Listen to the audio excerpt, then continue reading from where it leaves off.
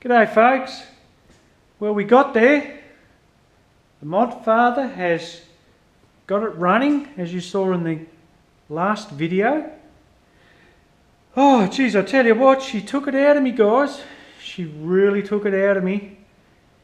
I talk about on a lot of the other jobs that I've done to the car how it sort of sapped my energy, but this job has done both. It's sapped a lot of energy, but it's sapped a lot of concentration, because basically we've rewired the car. We've pulled out all the original wiring out of it, so 99% of it has gone. All of it up the front here is gone, but the little bit of wire that I have running from the back of the tail lights to where the back seat is. And that's the only bit that's left in the car. So we've gone and completely rewired everything that I've needed from the ground up. So it's been a massive job, wanting to hide the wires, wanting to run them nice, keep them safe, keep them away from all heat source, and just generally tidy everything up. And it calls for a lot of concentration and a lot of time. I think I nearly spent probably around 8 days on it. Oh, probably more, maybe 10 all up by the time you pull everything out of it. So it's a big job, guys. I underestimated again, like I did with the Streamliner and everything else in life. Yeah, you think you're going to get it done in quick succession, but boy, there's always stuff that crops up, and you change your mind halfway through it. Oh no, I'll do it this way, and it ends up, you know, just blowing everything, your budget completely out of the water. Well, it's actually only cost me, I reckon, about $150 in materials and bits and pieces. So it's pretty cheap. It's not bad. I'm very happy. We've upgraded the alternator, so we've gone from an 85 to 100 amp. That's off my ute. So I've pinched that one. That's a single wire operation, so we don't need any extra wires for a charge light or anything like that. So that keeps it really easy to just to hook up, forget about it. It's easy to tell too, guys, if that stops working, everything just dims, and that's a real telltale sign. Now the ignition, guys, or the Dizzy, the advancement, I had a lot of trouble with it.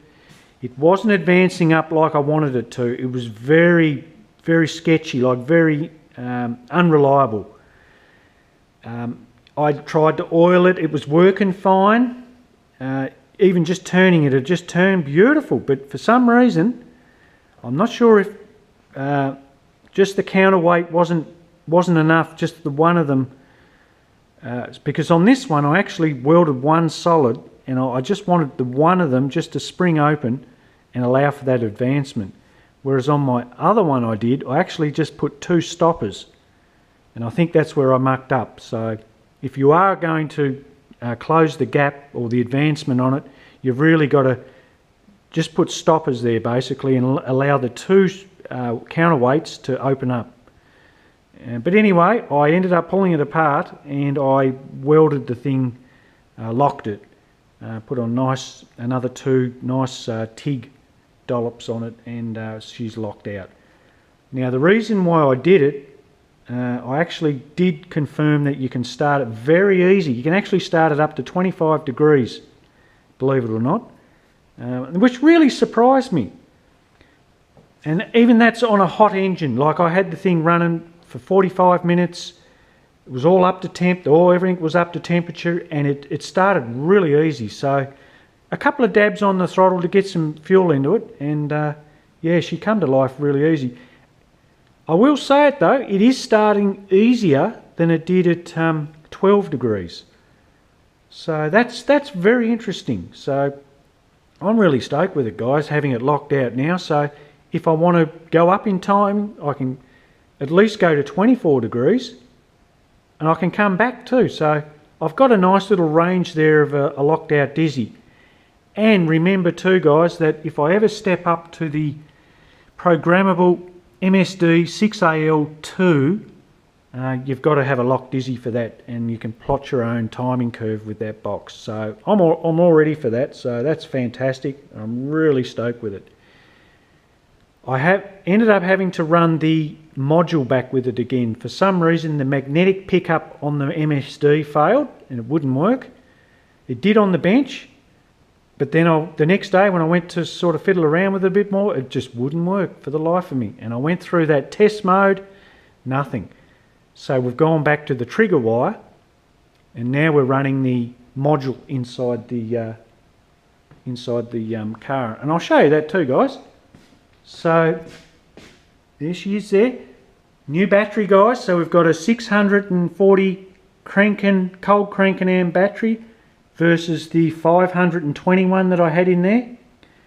And everything's just really crisp now. You can hear the pumps, even the fuel pumps, it's gone up a notch. Everything just seems to have amped up. The car starts easy. It's more crisp on the throttle.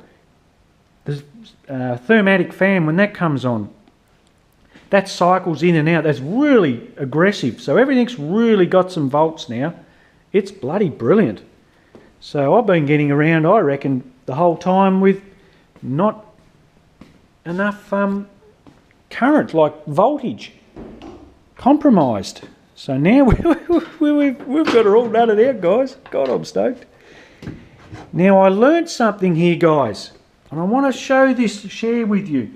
I actually didn't even look, well, I tried to look it up, and it just came to me, guys. I was peeling the spuds tonight, getting tea ready, and I was thinking, how do I solve this little problem? Well, I'll tell you now what it's about. My kind friend, my dear friend Rob, who supplied me with the fuse box and the RCD trip out fuse, he kindly sent me over 20 LED lights. Thank you, Rob. You are a gem. You truly are, mate. I'm blown away with it. Of these.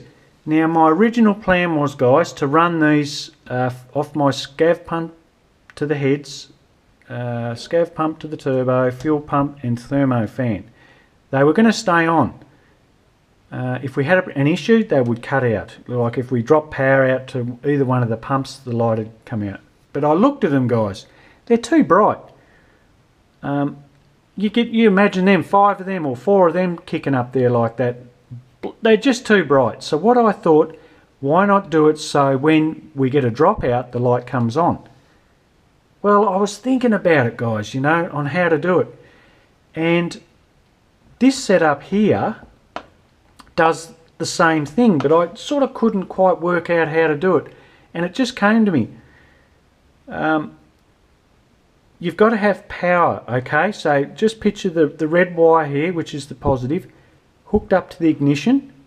Then you have the ground wire on the power side of the relay that goes to the pump.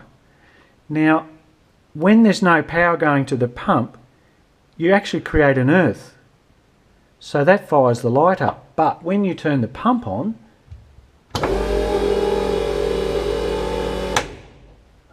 you break the circuit because you've got positive running to the pump, so the light trips out. So that'll be fantastic. So when you're cruising around, if you've got an issue, something drops out, the light will kick on. And that's what I want. It'll soon draw your attention if you get a fail in any of the pumps. And you can keep an eye on it, write out and say, oh, that's the fuel pump, whatever pump under the lights, and you can take action when needed. I thought that's brilliant. I'm stoked. I'm really stoked with that, guys. Now, this is the module. So we've got it sort of bolted onto or screwed in onto this nice aluminum plate. That's my old module plate, backing plate. So that's a good heat sink. We still need a good earth or a ground because that was mounted on the Dizzy and it would have had its own ground. So we've put a ground off that, and we've got it all wired in there so it's kept away from the engine bay, nice and cool. We have our coil mounted in here, nice and cool, because up in under here, guys, we've got a massive hole now straight to the top of the vent. So we're going to get a huge amount of airflow come through here now and keep all this componentry nice and cool. I've got my coil wire here. I've just got to make up, I've got a 90-degree MSD nice little boot to go on there, so I'll mount that on there when that's my next job. And we've got everything wired in, guys. She's all done and dusted. It's fantastic. All I've got to do now is test my water methanol. So I'll pull that off, put a little bit of air into it, make sure my little green light, or I've got the motor kicks in. So that's all I've got to do is to test that, make sure that I've, it's all operational. But everything else, guys, is up and running and done. It's brilliant. Absolutely love it. Alright guys, well that's the end of that. That's the series on the rewire for the Beast. My next vids now, well probably the next one I'll do, I'll get it back down on the ground and I'll have a running and we'll just have a nice little walk around, a bit of a chat about it, a bit of an overview on it all, and I'll hopefully have them little lights in and show you those, and we'll go from there, guys. But I'm going to do a complete refresher on the car too, so that'll be very interesting to show you all the little tips and tricks on this rear mount turbo that I've done to refine it and get it the way I want it, working like a beast. And to be honest, guys, I can't believe how good it works, and that's what I want to talk about. What I've done to get it to work so good. We're talking a 308 cubic inch, we're talking rear mount turbo with a 75mm 82 turbo.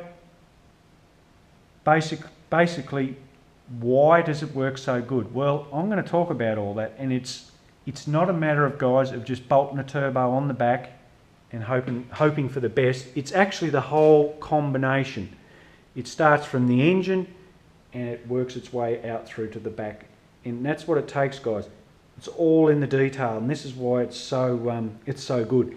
And everything that I do to it, every little modification, every little bit of fine tuning, improves it all the time. So, and I want to share you all my little tips and tricks on that too, guys. So yes, I don't know if I mentioned earlier on in the vid, I'm going to a club day next Sunday, so we're going to test all this stuff out. It's going to be fantastic. Alright guys, I'll put one up soon. Catch you later.